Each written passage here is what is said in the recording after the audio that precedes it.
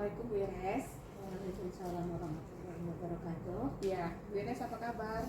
Alhamdulillah sehat. Alhamdulillah sehat Bu ya. Kan sesuai dengan janji kita kemarin kan Bu ya. Jadi rencananya kan hari ini mau diadakan observasi kelas. Ya, kira-kira kelas berapa nih Bu? Kelas 10 TKRO 2. 10 PKRO 2 ya Bu ya. Oke. Sebelum observasi Bu ya, sebelumnya kita bisa bincang dulu. Ibu sehat? Alhamdulillah. Alhamdulillah ya Bu ya. Baik Bu Ires, kita mulai saja ya diskusi ringan-ringan kita. Kira-kira untuk pembelajaran hari ini materinya tentang apa tuh Bu Ires? Materi untuk hari ini yaitu memahami hakikat dan mewujudkan ketawidan dengan syu'abul iman atau cabang-cabang iman. Oh, berarti tentang syu'abul iman, Masalah keimanan. Masalah keimanan. Berarti bab 2 tuh ya Bu ya? Ya. Oke. Untuk tujuan pembelajarannya itu apa tuh Bu? Di sini saya mengambil 2 tujuan pembelajaran. Diharapkan kepada setiap peserta didik untuk dapat menganalisis makna syu'abul iman, cabang-cabang iman, atau pengertian serta dalil dan macam-macamnya. Kemudian diharapkan kepada setiap siswa itu untuk bisa membiasakan sikap disiplin dan jujur serta bertanggung jawab sebagai pelaksanaan daripada syu'abul iman atau cabang-cabang iman yang dimaksud.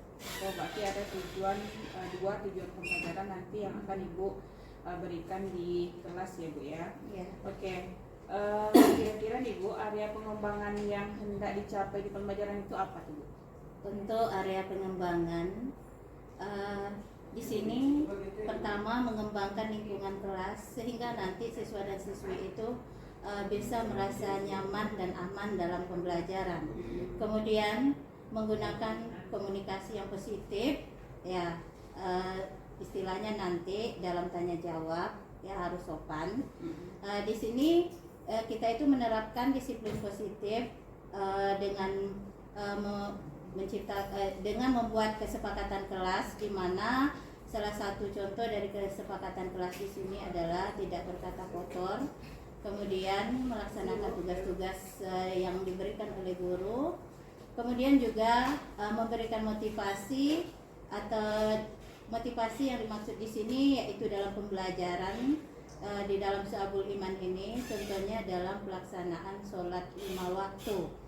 Serta yang kedua, memandu dalam saat proses pembelajaran, melaksanakan pendekatan atau pendampingan kepada siswa dan siswi dengan menggunakan berbagai strategi pembelajaran sehingga nanti bisa memberikan umpan balik serta pelaksanaan yang terakhirnya itu nanti adalah asesmen, ya, memberikan pertanyaan, kemudian soal-soal yang kaitannya nanti bisa untuk menjelaskan materi yang sudah nanti kita sampaikan.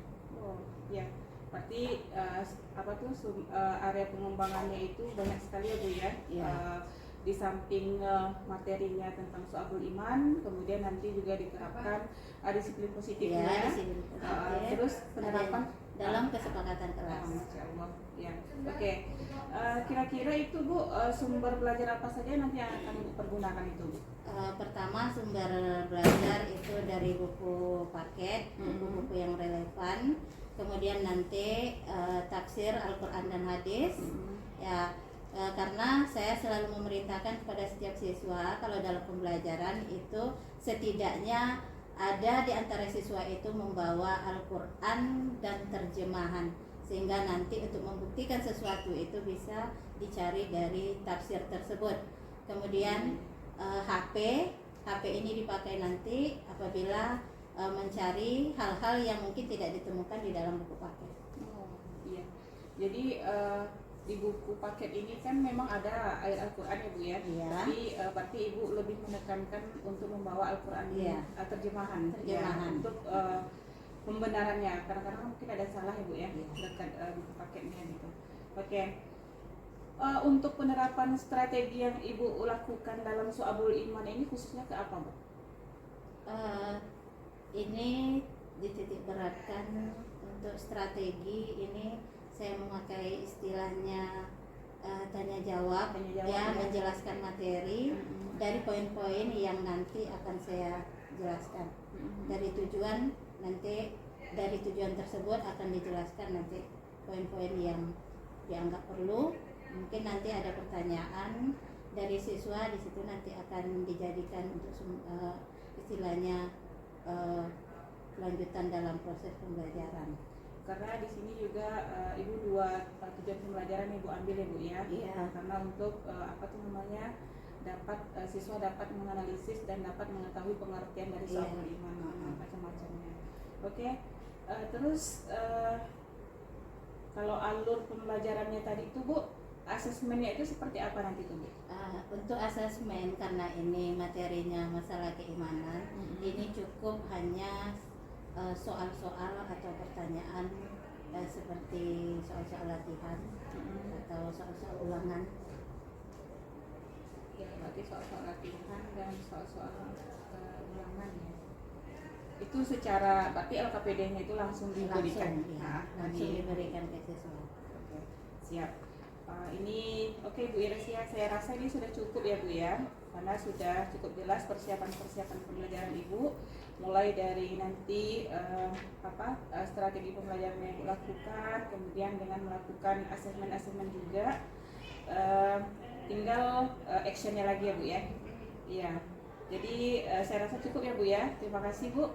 Ya, assalamualaikum Bu. Waalaikumsalam warahmatullahi wabarakatuh.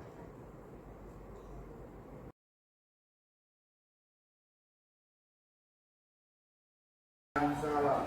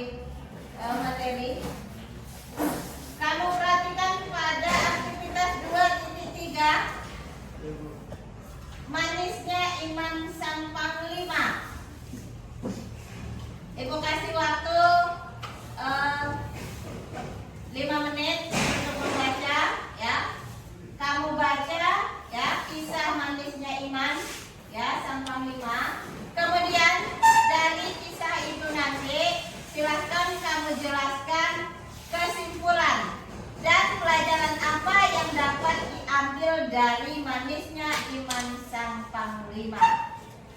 5 menit dari sekarang. 5 menit dari sekarang. Silakan dibaca.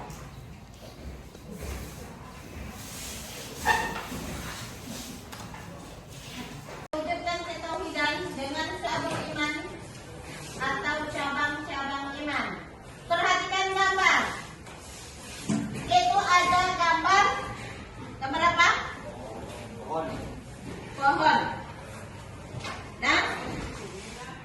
pohonnya.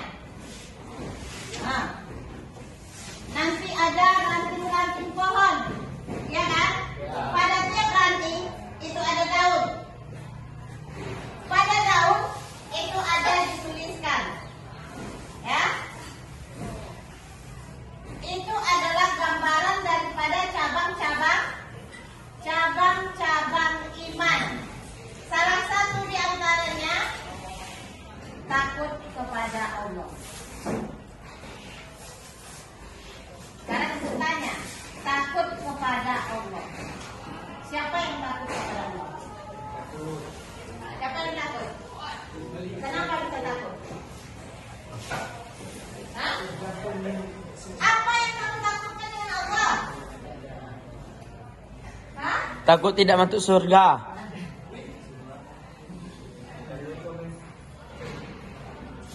Yang takut hah? Yakin karena ada azabnya. Kamu bilang takut kepada Allah, ya kan? Ya. Kamu takut? Tak rajin. Salah satu yang kamu kerjakan karena takut kamu kepada Allah, dari perintahnya apa? Sholat 5 waktu. Sekarang aku balikkan lagi pertanyaan kepada kamu. Kamu bilang sholat 5 waktu. Itu contoh ya. Itu merupakan suatu kewajiban. Saya tanya, nak, tadi sini sholat? Nah, katanya takut kepada Allah, tapi ditanya sungguh tak sholat. Ini satu lagi disiplin positif.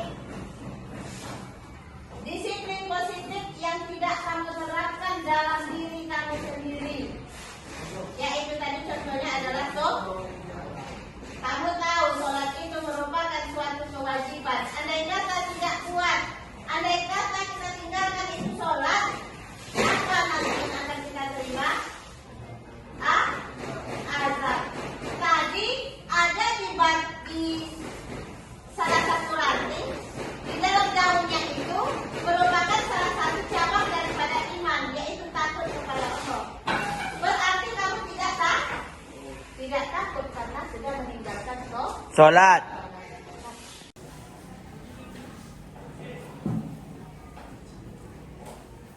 Dan perhatikan semua, memahami makna su'abul iman. Kemarin sengaja ibu tinggalkan juga ini tentang makna su'abul iman. Su'abul iman, ya, ini cabang-cabang iman. Kalau mungkin kemarin di MTS atau mungkin di SMP, ini sudah dipelajari tentang iman, ya.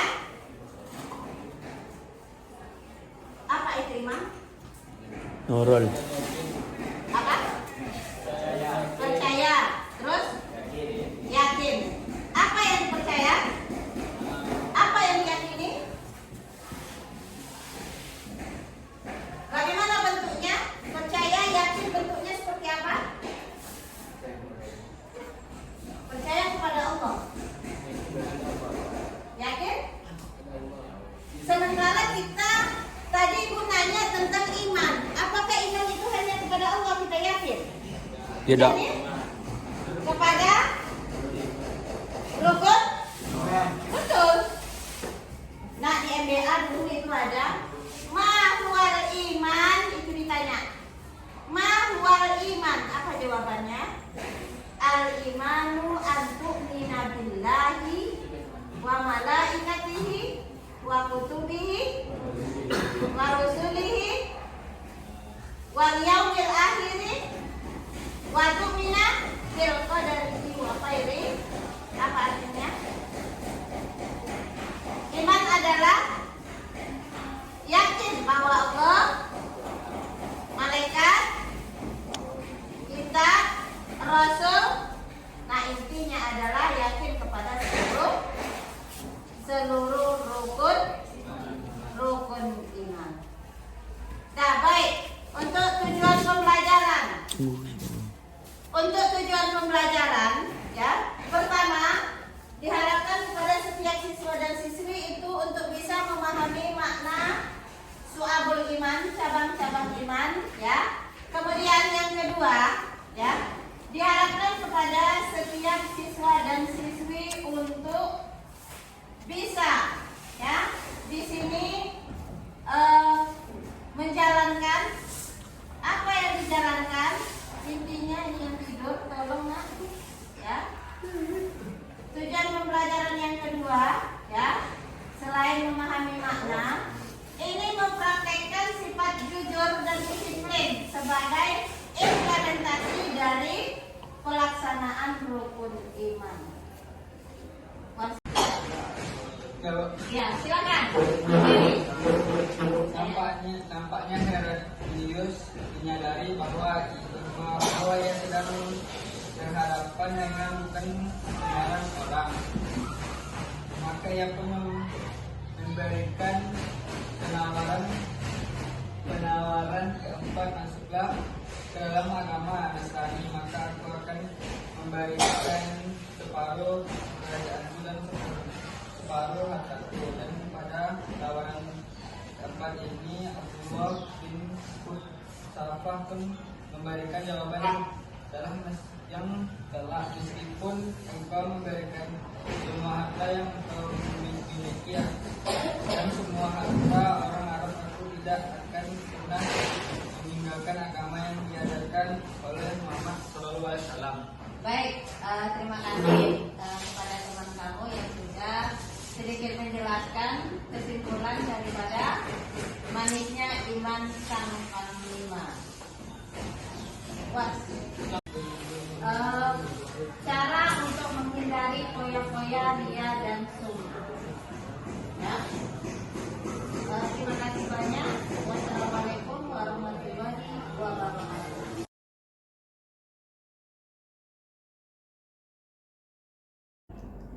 Assalamualaikum Bu Ires. Waalaikumsalam warahmatullahi wabarakatuh. Ya, Bu Ires apa kabar? Alhamdulillah sehat. Alhamdulillah. Oh ya, Bu Ires, kemarin kan kita sudah kemudian juga observasi dalam kelas, ada kunjungan ya Bu ya. Ya. Kemarin rasanya kelas berapa Bu? Kelas 10 TKR ya Bu ya? TKR 2. 10 TKR O2. Oke, Ibu sudah melakukan pembelajaran yang saya sudah melihat luar biasa sekali ya Bu ya. Jadi bagaimana perasaan Bu Ires ini setelah menyajikan materi pelajaran kemarin tuh Bu? Kalau perasaan yang ditanya, kita sebagai guru otomatis ya, kalau tugas kita udah selesai ya kita senang ya. Apalagi pas waktu itu kan istilahnya supervisi ya, tentu nanti kita merasa puas dari ada tim penilai kita di dalamnya kan, apakah kita itu sesuai strategi atau model pembelajaran yang kita perankan di situ ya. Otomatis kalau di situ kan kita bisa merasa kalau kita itu sudah memenuhi dari apa yang ditargetkan oleh pembelajaran dan kurikulum. Oh iya Bu ya. Jadi kan kemarin materinya tentang Syu'abul Iman. Ya, jadi kalau menurut Ibu itu strategi yang Ibu mainkan itu kemarin ataupun yang Ibu buat di dalam kelas itu berjalan tidak? Alhamdulillah kalau untuk strategi rasanya sudah berjalan ya. Cuman dari strategi tersebut tentu ada hambatan ya. Ada istilahnya kendala. Pertama ya di kalangan siswa, ada siswa yang masih main HP ya kan. Kemudian bahkan ada yang tidur. Padahal saya belajar itu ya memang kalau untuk jam waktu itu udah siang menjelang sore. Biasalah anak-anak entah karena dia lapar, entah karena kekenyangan kan. Jam rawan. Iya, jam rawan. Jam 2.30. Jadi betul-betul jam rawan ya Bu ya. Oke, tadi saya mendengar memang kalau dalam ketika menyajikan materi itu Ibu ada dapat hambatan ataupun kendalanya. Kalau boleh tahu itu Bu, hambatan selain tidur-tiduran atau apa itu ada lagi tidak Bu? Misalnya tidur ataupun main HP. Kalau kendala lain palingan dari hal tersebut tentu kalau dari proses istilahnya ini IQ, kadang ada anak itu yang lambat kan, kemudian ada yang aktif, ada yang sedang, bahkan mungkin ada yang istilahnya kawan-kawannya belajar orang, belajar pula kita. Itulah. Oke. Jadi itu yang jadi hambatan ya Bu ya. Apalagi di jam rawan seperti jam 2.30 itu kan memang luar biasa. Kalau nggak salah itu yang 10 TKRO2 itu dari bengkel mereka ya Bu ya? Iya, dari bengkel. Apalagi pula dari bengkel gitu. Kemudian nampak pula adalah TKR katanya kan, ya banyak istilahnya, entah karena cowok semua kan, itu dia entah nakal entah apa, itulah tanggapan banyak kan. Nah STM mah Ya, STM. Oke, jadi Bu, dari hambatan ataupun kendala tadi, untuk pembelajaran ke depan itu kira-kira seperti apa nih Ibu kepengen apa tuh untuk menghadapinya biar hambatan dan kendala tadi itu bisa diatasi begitu? kalau itu memang pernah saya coba di jurusan lain kan. Saya itu pakai metode pertama tanya jawab di samping diskusi ya. Kalau diskusi nanti kita tahu lah anak itu aktif atau tidaknya. Saya coba seperti tanya jawab atau dialog. Kemudian nanti kalau dalam materi Syu'abul Iman ini kan itu memahami makna kata atau kalimat. Jadi saya berharap kepada siswa itu untuk aktif semua, bagaimana cara menganalisa daripada kalimat atau kata-kata yang ada di pembelajaran ini. Oh iya, berarti Ibu kepengen merubah lah berarti Bu ya strateginya, karena dia kan beda-beda juga ya Bu ya. Karena kalau kita masuk di TKRO nih, mungkin yang lokal sebelah ketika Ibu masuk itu mereka tidak dari bengkel. Ya, cuma kan kita tahu karena ini kelas 10 ya, Iya. kelas 10 otomatis mereka mungkin masih terbiasa di SMP, nanti dijelaskan, kemudian nanti ditanya, mereka itu fokus kepada apa yang disampaikan oleh gurunya. Sementara kalau kita sudah di menengah seperti ini, kita kan dituntut untuk bisa mengembangkan dari apa yang disampaikan oleh guru atau mungkin tanggapan dari kawan-kawan. Iya. Baik Bu Ires, tadi sudah disebutkan strategi selain dari tanya jawab, kemudian juga ada metode yang lain selain diskusi.